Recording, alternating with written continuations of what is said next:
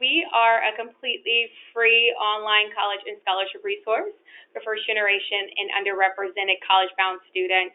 What's really unique about College Greenlight is we actually work with our counselor community from high schools to community-based organizations that are serving in under-resourced populations, or working with first-gen underrepresented students to and through college.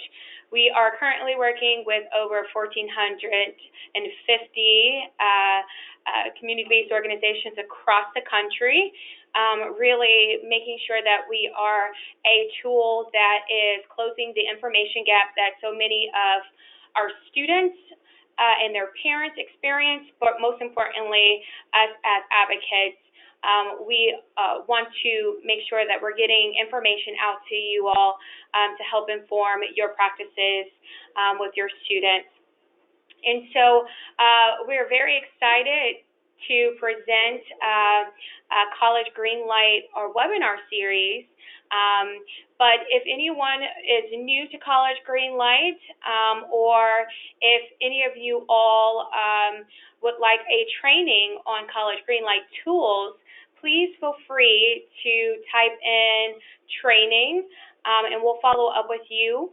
If you are listening to this presentation via recording, please email us at info@collegegreenlight.com.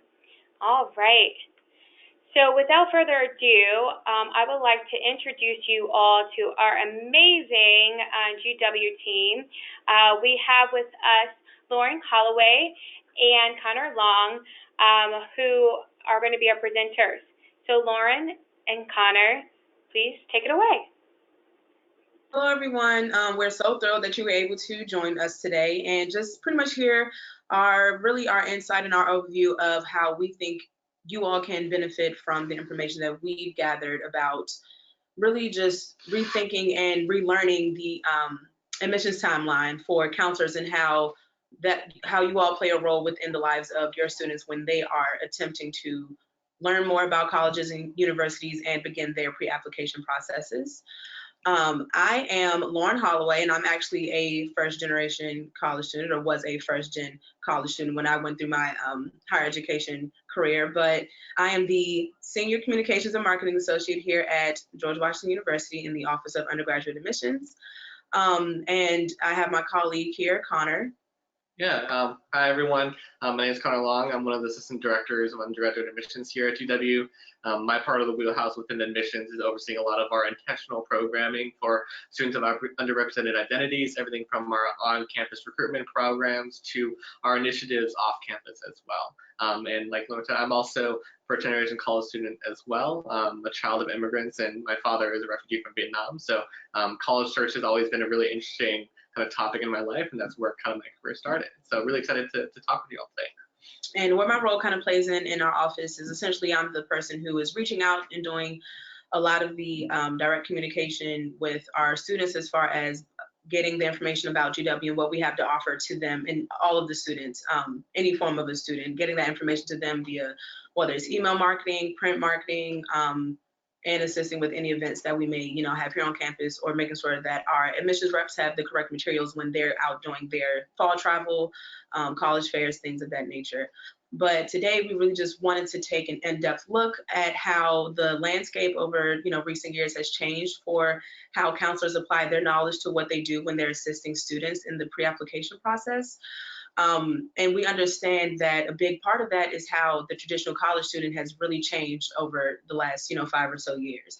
No one is the same as far as their journey when it comes to applying for college, getting into college, figuring out how they're going to pay for it. And we really just wanted to pretty much provide some information on, how you can better attack that challenge head on. Yeah. And so really to get started, just to give some context, when we say pre-admissions process, what we are really referencing is everything that's happening before the students hit submit button on their common application or whatever application that they're filling out. So for us, when we're talking about pre-admissions process, we're talking primarily about the students' career throughout high school up until that moment that they start applying for colleges. So for us, and like Lauren has said, we have really observed a change within the landscape over the past couple of years with an increasing number of students applying to schools early decision and early action, the changes in the FAFSA, the pre-application for federal student aids timeline, as well as more and more colleges and universities investing more resources in pre-college programs and earlier recruitment timelines. There has been a really big shift when it comes to when students are getting involved within the college search process. Way more students nowadays are getting involved in the college college application process, throughout their first and second years of high school. And it's becoming a really big pressure on a lot of students to start that process earlier and earlier. And so why are we talking about this so much? Why should we begin talking about the pre-application process? And from the admissions perspective, the saying earlier is better is often thrown about, but in my opinion, in my perspective, that's not a great saying for all students. It doesn't necessarily apply to all students. When we say earlier is better, what they are typically talking about is how students are going to get an upper hand by starting that college application process earlier, by doing more research in the schools, by going to more college fairs earlier within their even first and second year of high school. They're going to get a step ahead of the competition, as you would say, and really get a step above. What ends up happening is that it puts a lot of pressure on first generation students and underrepresented students to keep up with that trend and to also start joining a million clubs and organizations, to start studying for an SAT or ACT, or start doing college search and college visits their first and second year of high school. That takes a lot of attention away from what, in my opinion, students should really be doing within their first and second year of high school, which is transitioning. Really focusing on having a successful transition to high school. This is one of the first times for a lot of students where they might be going to a completely new school, or they are transitioning from middle to upper school. For them, it is a moment where this is the first time they're going to be experiencing that huge of a change, and that transition for a lot of students needs to be successful for them to have a successful college application process later on. Our job here within admissions is to evaluate and sometimes argue for a student's potential and their potential to be successful here at the institutions that we're represented. Oftentimes our arguments or this argument for students becomes really difficult when their first and second year grades aren't super amazing. And this is really what I'm talking about when I say that this earlier pre-application process is taking a lot of attention away from a successful high school transition. What I'm talking about really is the student's academic transition, so their ability to have really amazing first and second year grades. Yes, uptrends are nice, and it's really nice to see an increase of grades throughout their junior and senior year, and that helps, but it does really kind of start that conversation when a student is coming across our desk and they have a really rough transition to high school their first and second year when it comes to their classes. For me, I really want there to be a paradigm shift and a shift in the way that we're talking about college advising and that pre-application process to really allow students to still continue to focus on their coursework and their schoolwork and their grades for their first and second year of high school. And so when it comes to this idea of early exposure in our heads in admissions, we are talking way more than coming into contact with colleges and universities in their underclassmen years of high school. Early exposure for us is really more about understanding what makes colleges so different from one another, rather than simply asking what college is right for you or your students.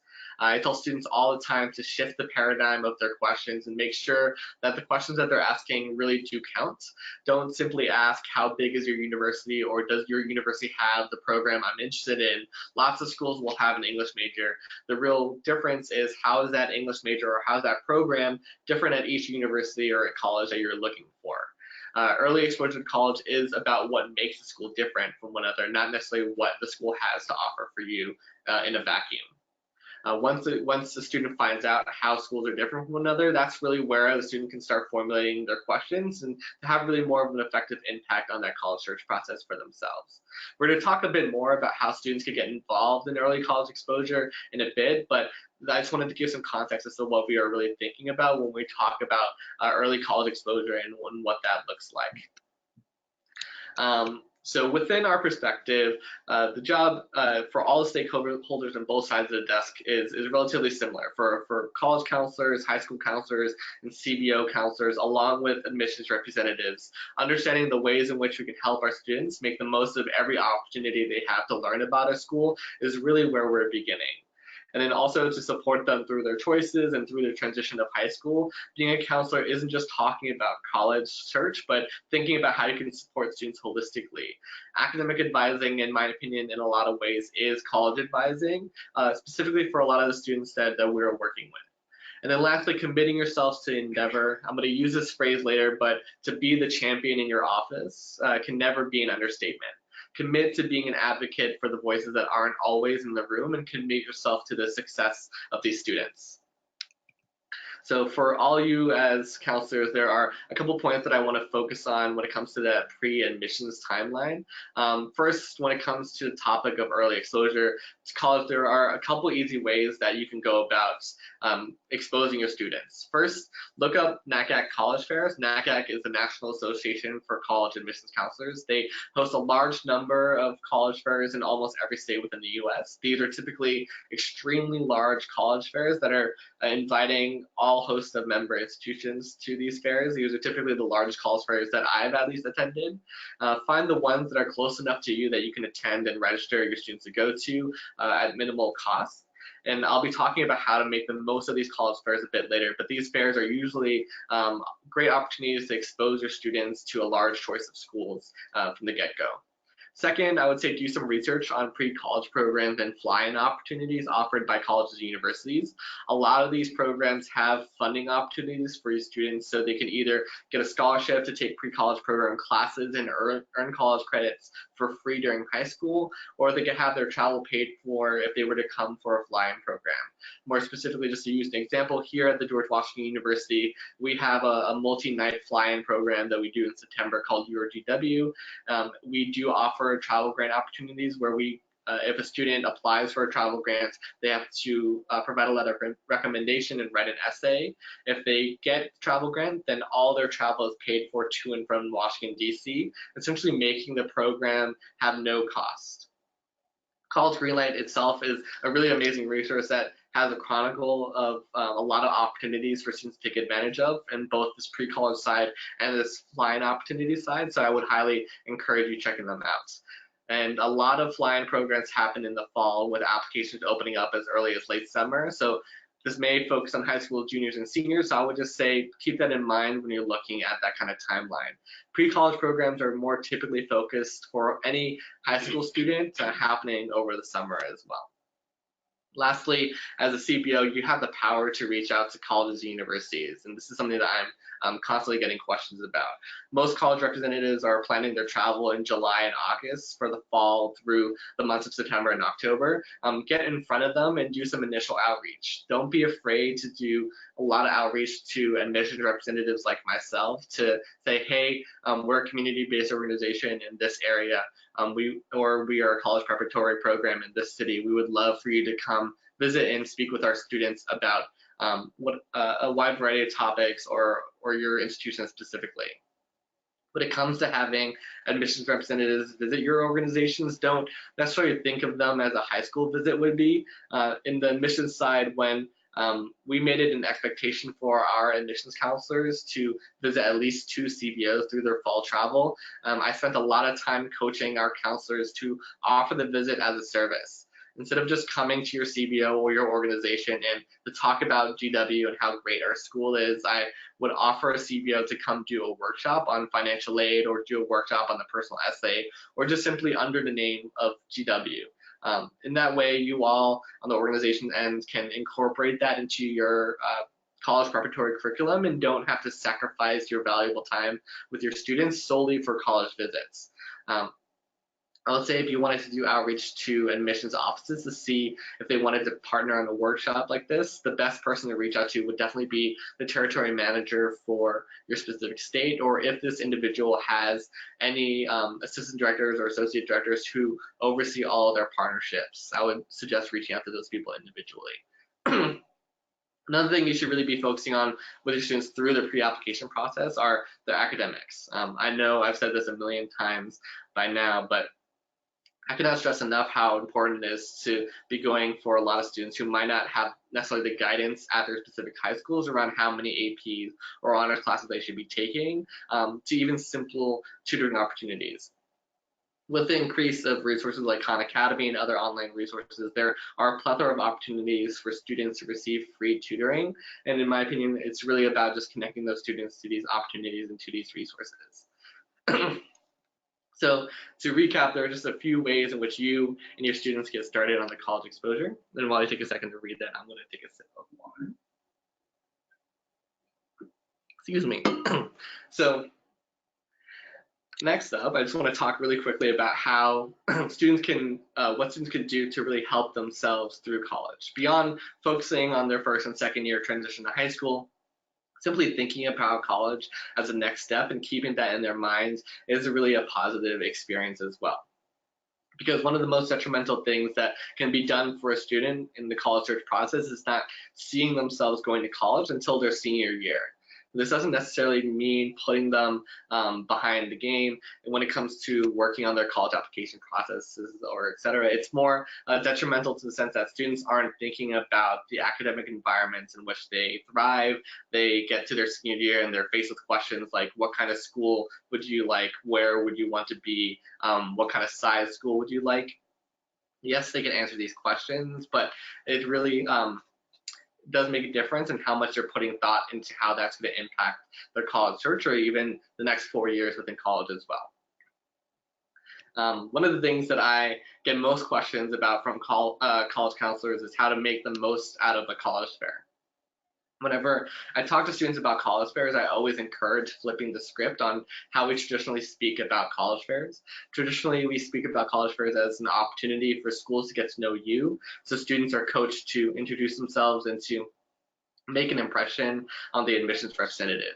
I would like once and for all to abolish the image of that one conversation that really made an impact on a college rep that will make them remember you forever.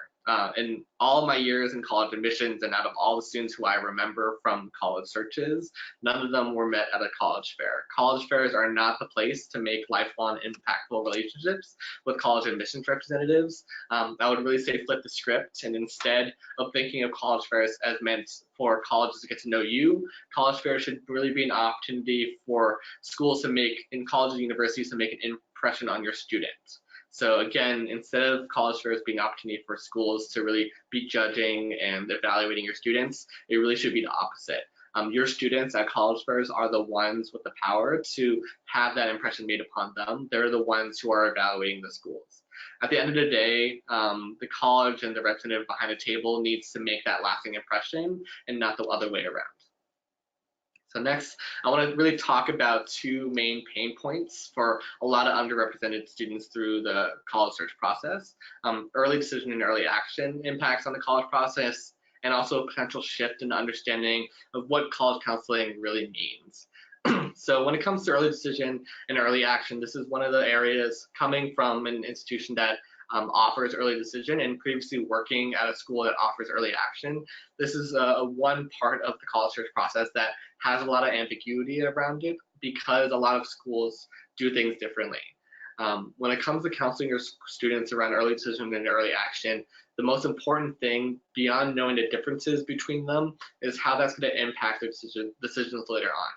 For example, when students are asking me about applying early decision to George Washington University, one of my questions to them is, how much do you want to attend this institution? If their answer is anything less than this is my top school, then I would say do not apply early decision. Early decision is not necessary if you are not dreaming about attending this school. Later on throughout the conversations, I'm typically trying to pick up on certain aspects of the student.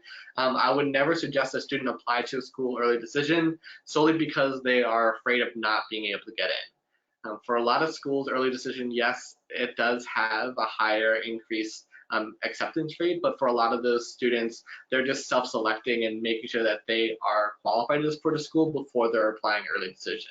So if a student is planning on applying early decision to a school solely based on the fact that they think they can't get in, I would tell them to kind of slow their brakes and kind of rethink that a little bit and really make sure it's the right choice for them. Also remembering the fact that early decision contracts are a really important part of this process, and it is a binding contract. And typically these early decision binding contracts are binding regardless of financial situation. A lot of admissions representatives, when they're reading college applications, regardless of if you work at a need-blind or need-aware institution, they typically aren't paying attention to your family's financial situation when they're looking to admit a student. So if they're admitting students for early decision and the student ends up not being able to pay for that, this is still going to be a binding decision regardless of that. At the end of the day, the student can choose to break that contract and not attend an institution. We will never force a student to come to a school that they can't afford. However, that does make an impact, not just on the student, but also the organization and the high school that they're coming from as well, because they are breaking a contract that is signed by multiple people at these different organizations.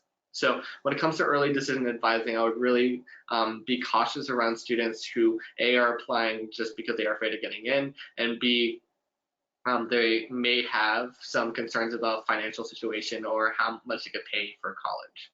Another thing about early decision that I would encourage yourself to do some research or even to ask your students about is how many students are this institution taking from early decision. There are many schools within the United States over the past couple of years and over the next couple of years that are going to be increasing the number of students that are taking through early decision and early action. What that means is that they're filling more and more of their enrollment class from these two decision cycles, making it more difficult for regular decision students to attend or to get into these institutions. For us here at GW, we historically have capped the number of early decision students that we accept by about a third of the incoming class. So that means the vast majority of students, so 2/3 of the incoming class, are coming from regular decision. We do this really intentionally so that students don't feel any pressure to apply early decision if they don't need to at the end of the day. So those are really kind of my points of advice over early decision and early action. And I would say really pay attention to that process as you're going through these college admissions cycles for these students, just because more and more students are looking to apply early. And there seems to be more and more of a pressure to do so when it may not be the right choice for them. So about the evolution of the counselor role, in my eyes, and it's hard for me to say not being on the other side of the desk, but from the admission standpoint, where I see a lot of opportunities for partnerships between community-based organizations, high school counselors, and individuals myself is really focusing on how can we better advise our students through their first and second year of high school to prepare themselves for their junior and senior year through the college search process. For a lot of students, their junior and senior year becomes a whirlwind. The college application process is basically a full-time job for a lot of these students. So they might not have the bandwidth or the time to really be thinking about things outside of the realm of college admissions. So for us, within their first and second years, I would say that we really need to start advising our students around paying attention to themselves within their high school classes. Not necessarily just about getting grades again, but really thinking about what kind of classes do they enjoy taking, what kind of classes do they succeed in. Do they take a class that is a really small seminar style class with 15 students and one teacher, or are they in kind of larger classes that have 40, 50, even 100 students in them sometimes? And really within their first and second years, evaluating what they feel about those classes, even just asking a few guiding questions about that, and seeing how those things can impact a student's studies throughout their first and second year of high school. That'll play a surprisingly large role when it comes to their junior and senior year. Because by the time they hit their junior year and they're going to these college fairs, they no longer need to ask themselves, do I want a larger university or a smaller university? What kind of classes do I like? They already have those questions answered, and they really understand from their first early years of high school how those make a really big impact on their classroom environment.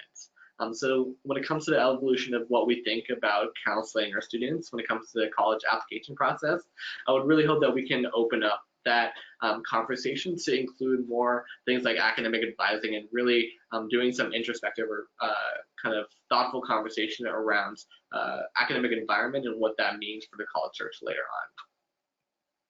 And so lastly, something I really want to talk about is how you as an individual can make that change and how you can be a real catalyst within your office. Some pieces of advice is that I kind of go back to this again, be the champion within your office. And again, this cannot be understated.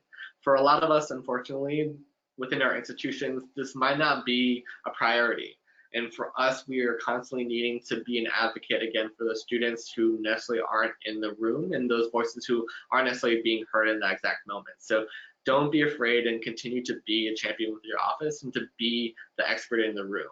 On that fact, I would say another step in this process would be to get buy-in from other individuals. Make sure that you're not the only one speaking up, and also make sure that you're not the only one that's informed in the room as well. Educate your peers, educate your coworkers around what is happening in the landscape of college admissions.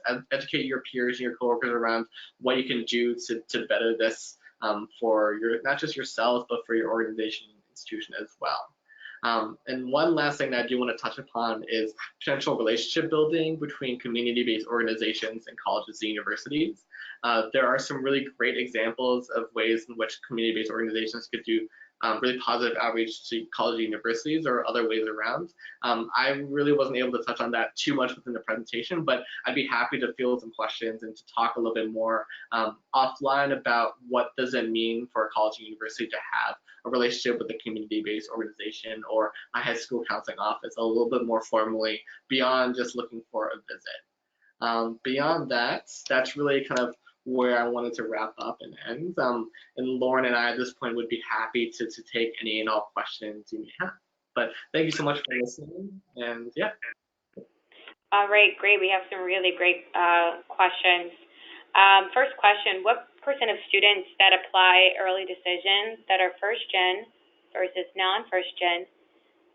Can you talk about successful first gen, low incomes applicants applying early decision? And that is from Jeremy from Urban Alliance. Great. So thank you for your question. And so to speak, unfortunately, I don't have this exact data on specifically early decision. Through the application process here at GW, I'm unfortunately able to kind of separate the early decision first generation experience from that in terms of the numbers. When it comes to speaking to the narrative of successful stories of early decision first generation college students, I think that is something really important to talk about.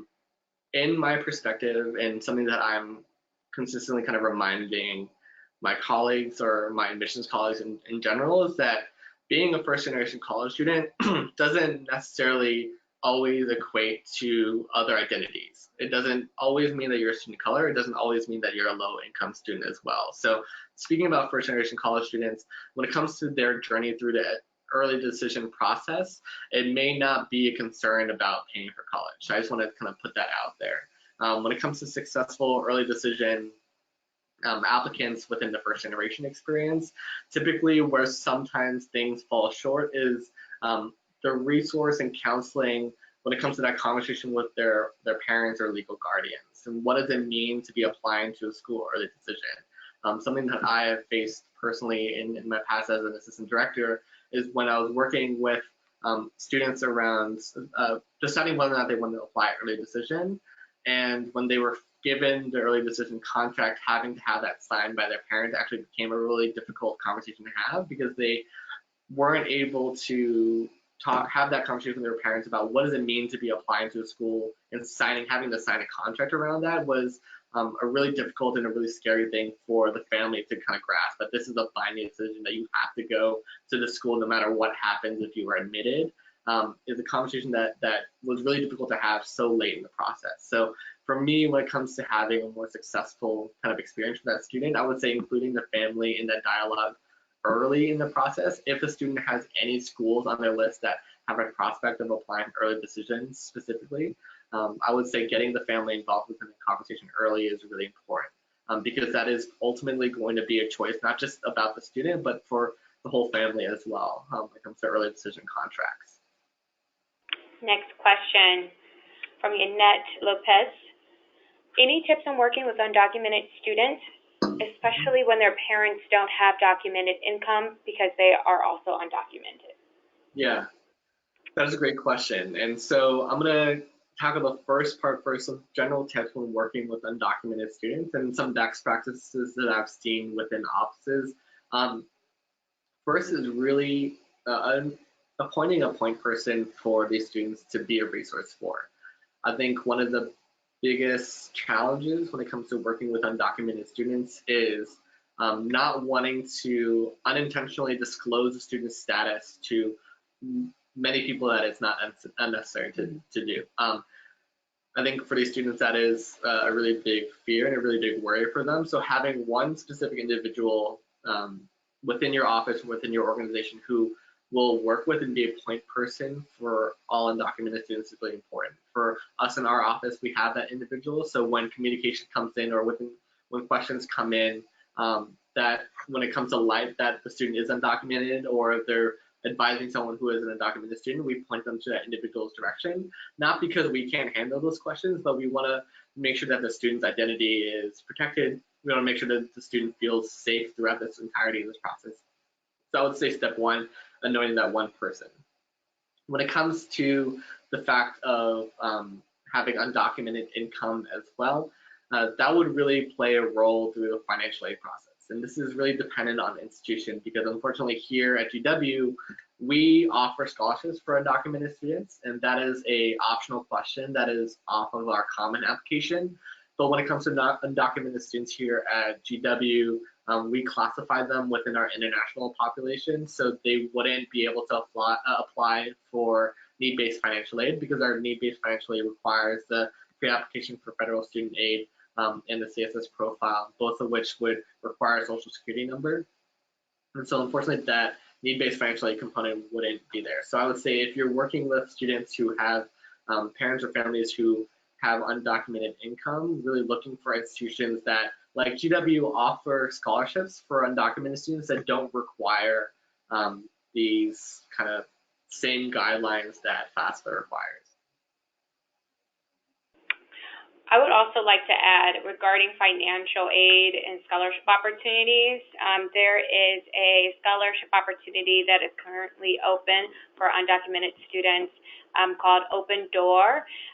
If students create their College Greenlight account, they are, I believe, they will be matched to the scholarship opportunity. So please feel free to email us at info@collegegreenlight.com, and we can direct you to that scholarship. All right, team, thank you. The next question is, fly-in programs are becoming more competitive. Any advice on how students can make their application competitive, and or when should they begin this process?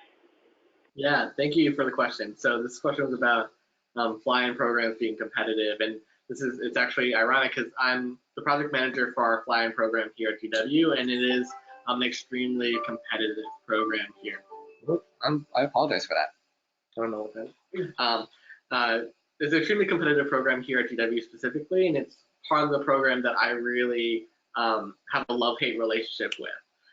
My biggest advice in coming fresh out of this application process for this coming fall's fly-in program, to set your student apart, make sure that the application process for this fly-in program isn't asking for anything specific. What I mean by that is on our specific fly-in program, we ask for a 600-word essay to be written for all of our applicants. On our website and through this application process, we are specifically asking for students to write about their dedication, their leadership to their community around topics of social justice and diversity and inclusion. For us, we are not looking at this point for essays about George Washington University. We're not looking for essays about why they really want to come to GW. Something that makes it really difficult to admit students is when they write what we call the typical common application essay. An essay that would be great for a personal essay for their common application, but not specific enough for our program. So step one, I would really make sure that your students and yourself know intimately what the schools are looking for. And a really great way to do that beyond the website is just to call the office, see who that project manager is, see who that individual who organizes this program is. And as a counselor or as someone who works for an organization, you can ask that individual what they're looking for, so that you can advise your students better around that process as well. A lot of these fly-in programs are requiring essays or requiring some sort of interview process or something beyond just their transcripts. And that is really what they're looking for. They're looking for leaders in very specific areas. I know some fly-in programs are looking specifically for certain identities, but for more general ones, I would say really try to get what they're looking for within that. Beyond that, when it comes to the competitiveness of fly-in programs, academics also are a big part of it as well. And I would say what makes students more competitive, in all honesty, might be geographic area too. So maybe looking in fly-in programs that are not within the local area, but looking quite far away. If you're on the East Coast, maybe even looking for fly-in programs within California or on the West Coast. See if they have a travel component to them, and your student may be more desirable based off of the distance that they have for you. Thank you. Next question. What approaches do you recommend to starting connections and partnerships between nonprofits and colleges/universities? Any tips on how to go about this for the first time? Yeah. So when it comes to going about this for the first time, when it comes to outreach from nonprofits or CBOs to college and universities, I would really start with figuring out what your expectations are for that relationship, and amongst your own organization, really hashing out what would you want from a relationship like that. What would you wish to gain when it comes to kind of that return on investment of time and energy into putting into that relationship? What would you want back? So when you're able to start with that expectation of, I want to have this relationship with this specific university because our students really do align with their values. We have a lot of applicants over the years, and they really fit within their political science program, or they really fit well within their biomedical engineering program's values. We want to build a relationship with them so that we can, in hopes, either create a pipeline to the specific major, or have opportunities for their representatives to come to our organization to present. So really having that expectation lined out before you do outreach to universities, I think that helps a lot when it comes to that first time initial outreach. Another tip that I would suggest when it comes to those organizations doing outreach is sending your nonprofit organization members to professional development opportunities for college and universities. There are national, NACAC that I referenced before, the National Association for College Admissions Counselors. They hold multiple professional development conferences throughout the year that are open for anyone. So I would say register for those conferences, go and do some professional networking as well. Excuse me. Yeah. And to also add, I will include additional links for professional associations. NCAN is short for National College Access Network. They are actually hosting their National College Access conference in September in Indianapolis. So it's coming up pretty soon. I believe it starts on the 16th, and College Greenlight will be there as well.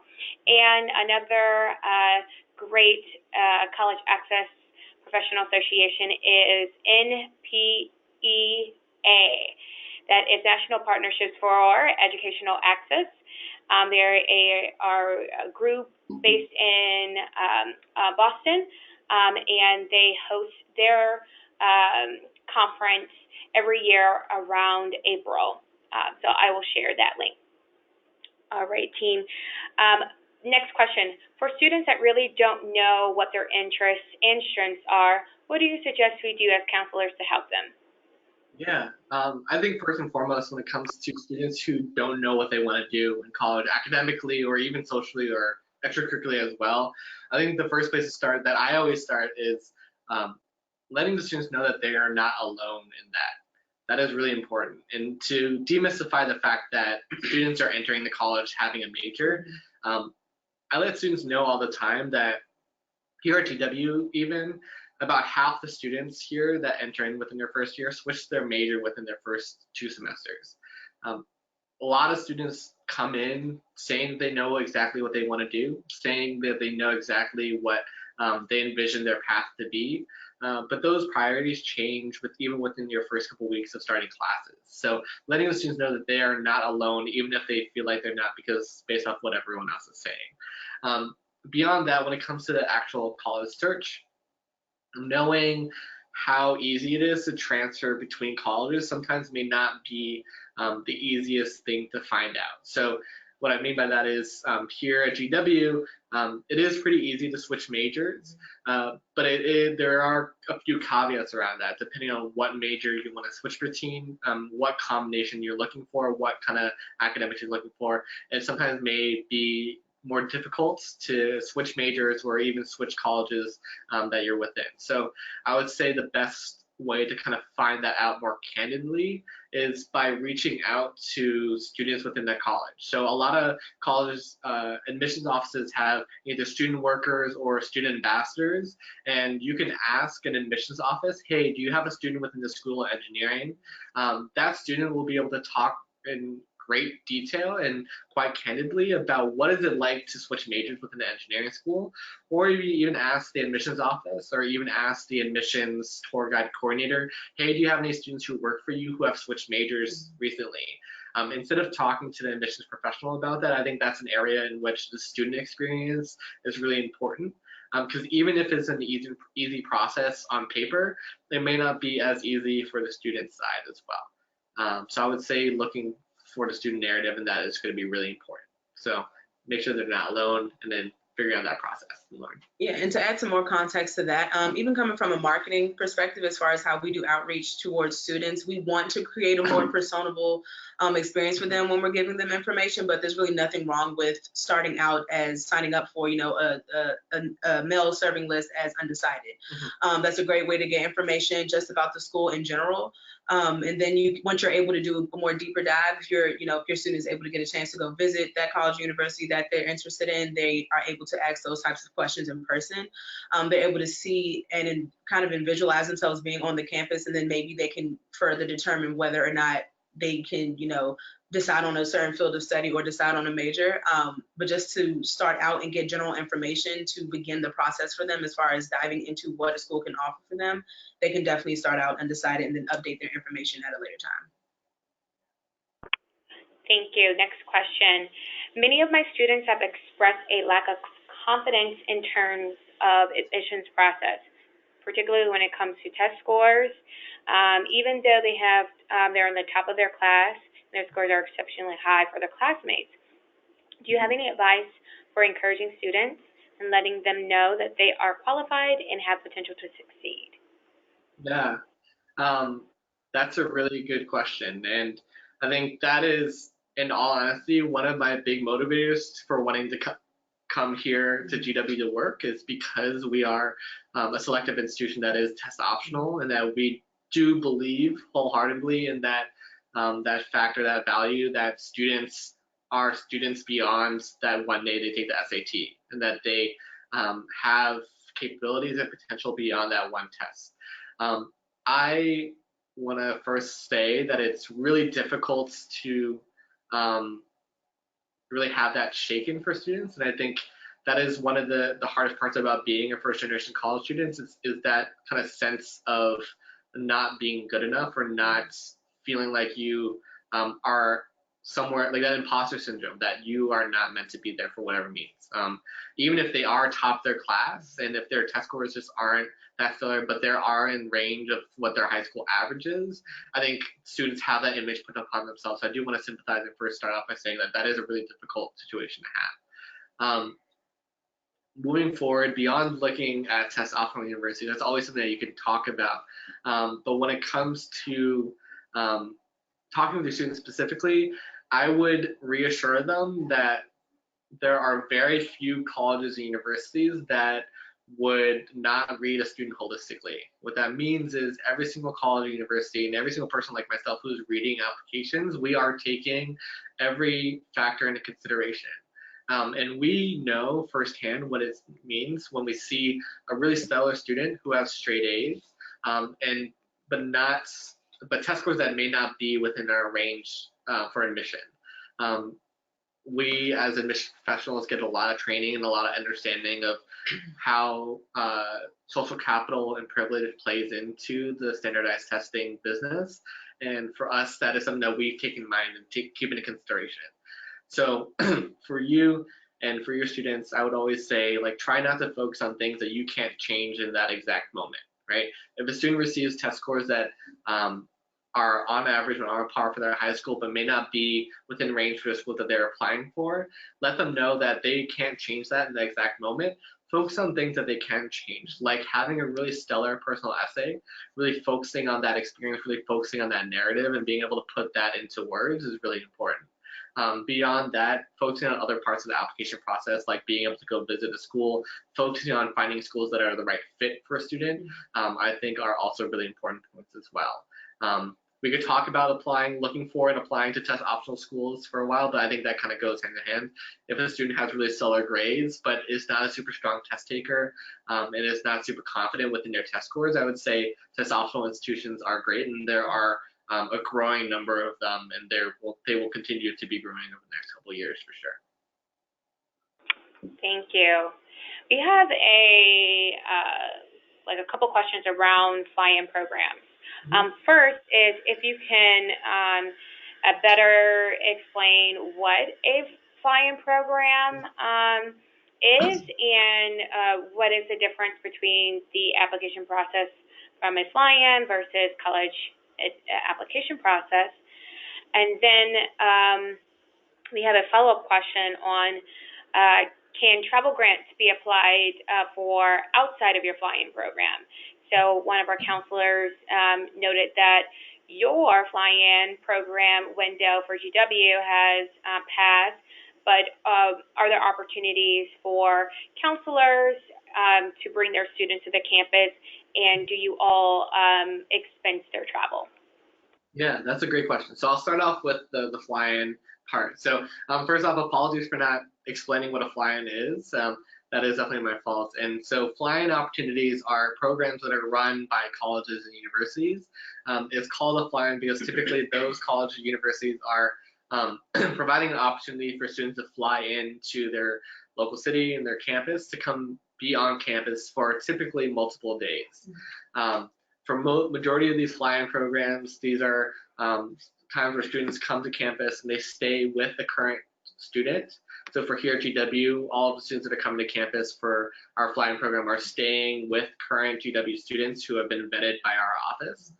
So they get that real experience of staying on a college campus, staying within a residence hall, and really learning about what that's like. And then they spend a day or 2 or 3 going through workshops. A lot of them may be admissions workshops, a lot of them may be more professional development and identity-based workshops as well, depending on the college or university that's running the program.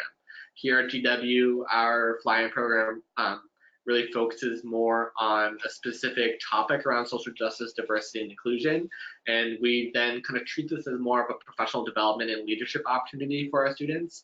And then learning how these students can then take their passion for climate change or whatever topic we're talking about, and how to are able to turn that passion into an academic pursuit, or how are they able to put words and narrative to that passion for their college essay through the admissions process, etc.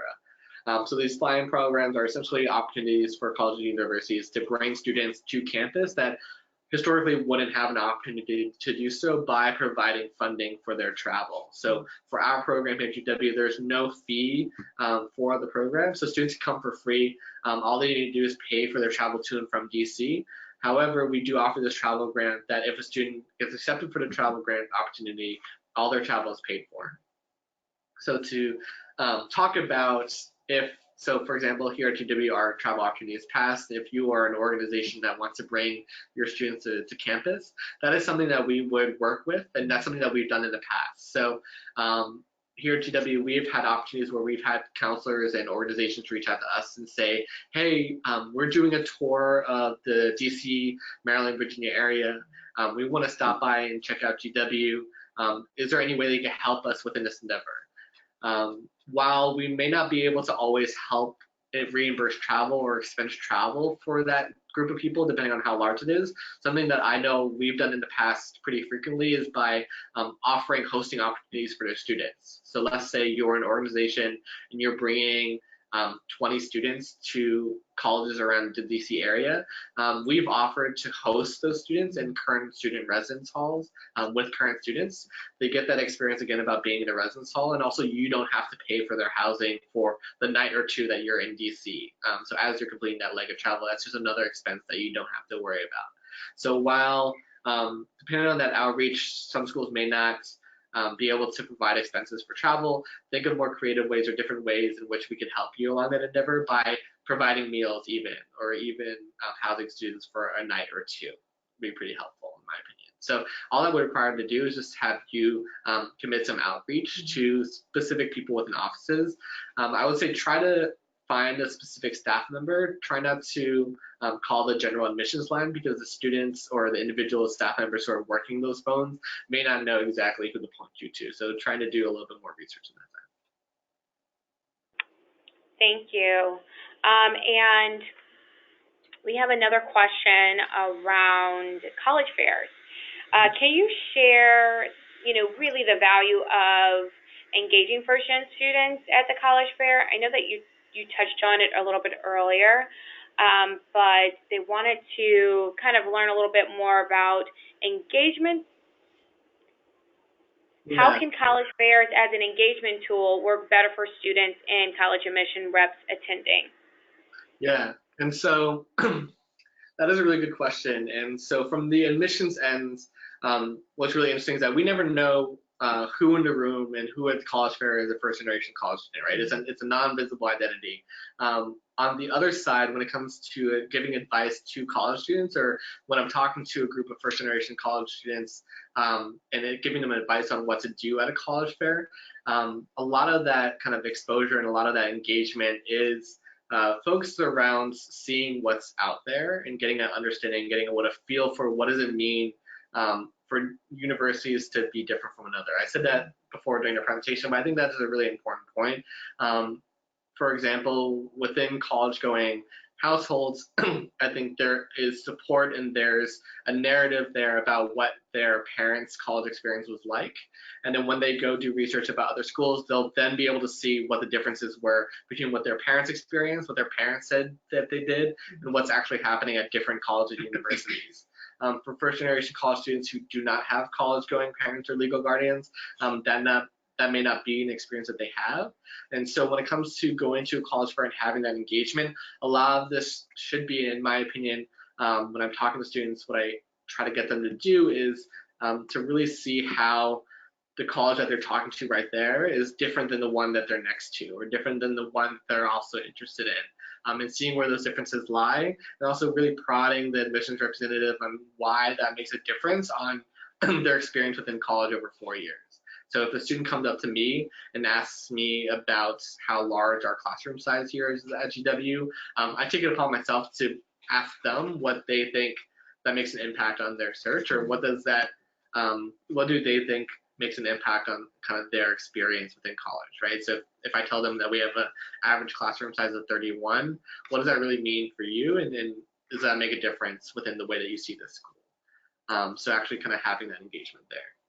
I think we want the goal to be for students to be able to go to a college fair and be able to picture themselves at, whatever school of interest where they're speaking with an admissions representative. We obviously want to paint the realistic picture that, students are truly able to follow their dreams and attend the school of their dreams. But is the school in your head the school that you actually should be attending? You want to vet out the colleges and universities that may not necessarily be able to serve your student or serve me as a student per se. And the different types of questions that they need to ask should be what their focus is prior to attending that college fair. So really getting the knowledge and working with the students to determine, what types of questions should it be that you're asking to get to the bottom of your checklist. What is it that you will need from an institution in order for you to be your best self and perform well and, go on to be successful after you graduated? Okay, and we'll actually ask one more question before we close. What is it going to be? Financial aid and paying for college is a big factor in helping first-gen students deciding on a college and/or university. How can counselors help students identify additional resources or receive additional aid? Yeah, that's a great question. When it comes to receiving additional aid and additional resources outside of the financial aid that the school provides, I would say first seeing if the college or university has any more specific scholarships that are application-based. So, for example, here at the George Washington University, all of our merit-based scholarships are automatically considered for every student that applies and that are considered. We do have more specific scholarships that are available for students that have a dedication in performing arts, or students who have a dedication in the STEM fields. I would encourage counselors, encourage organization representatives to do outreach to ask those questions about what more specific scholarships do you have that are not automatically considered for every student. When it comes to looking for opportunities outside of the institution, I would really look to organizations like College Greenlight and other organizations, national organizations that have resources that have compiled lists of outside scholarships. Something that I actually went throughout my college years is actually looking for local scholarships provided by state institutions or state-run public schools. Something that I kind of did on a daily basis is go to Google and essentially looked for every single New York City-based scholarship that I could apply for. And I honestly give that advice to a lot of my students as well. Local scholarships, there are typically a lot of them, and they're typically not applied for. And yes, it is another application process you have to go through. Yes, it's another step that you have to go through your college admissions process. But for me, when it comes to outside scholarships, local and state scholarships are typically where I would point students to beyond the resources that places like College Greenlight have. Thank you, team. What a wonderful job. All right, so we're going to go ahead and transition for our outro. We have a couple of updates for our counselor community. Just wanted to let you guys know, just a heads up, we are hosting more of these webinars. So if you like these webinars, there's more coming. This is our professional development webinar series, again, bridging that communication gap between our college access professionals and our college admissions professionals. So we're going to be hosting the webinars the second and fourth Wednesday of each month.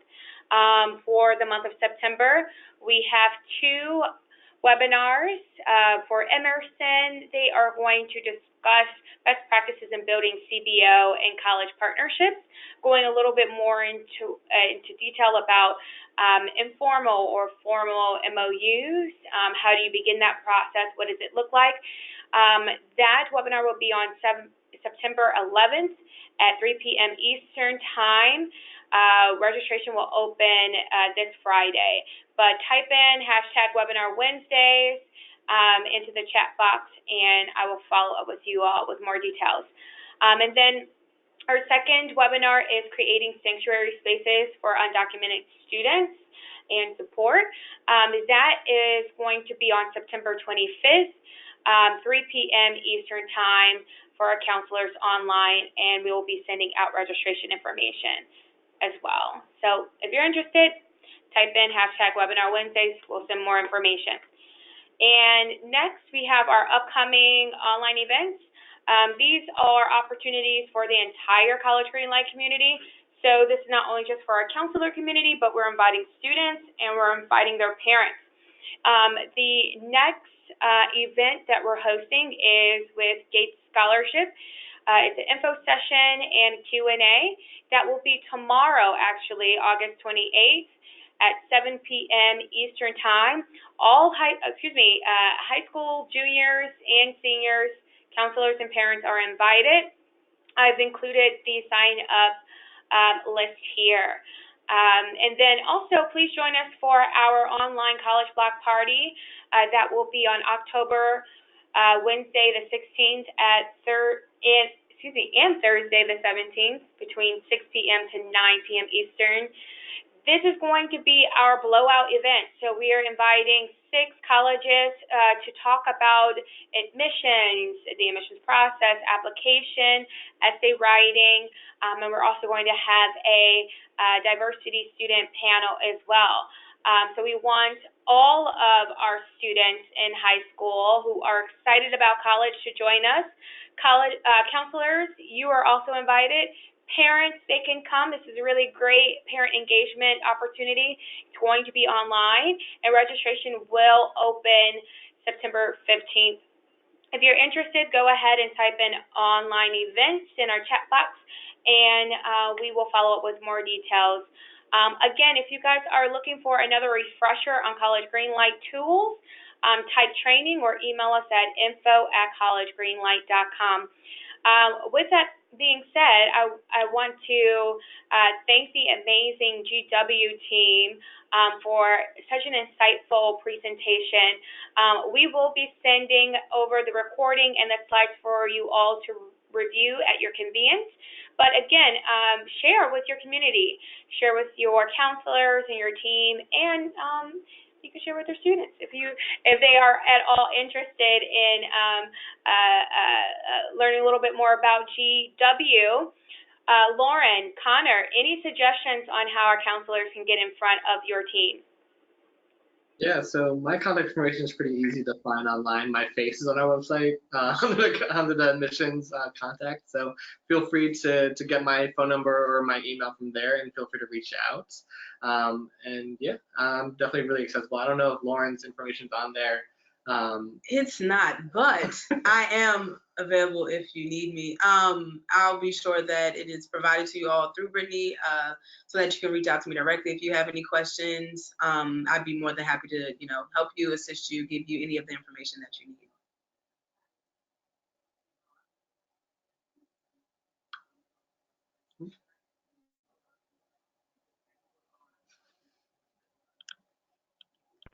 Sorry, I'm muted. Thank you, everyone, so much.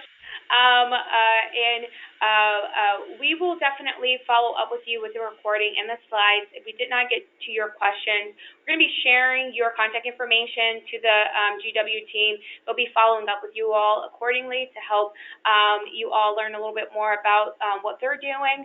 And thank you so much. We hope that you all are able to make it to our upcoming programming, and again, we could not be a platform without the support of you all. So if you know any counselors or any students who want to use College Greenlight, tell them to come. We have over 200 college partnerships, including GW, who want to get to know you, and we are excited to really make a difference in the work that you guys are doing in your own backyard. So, all right, take care, team. Bye-bye. Bye.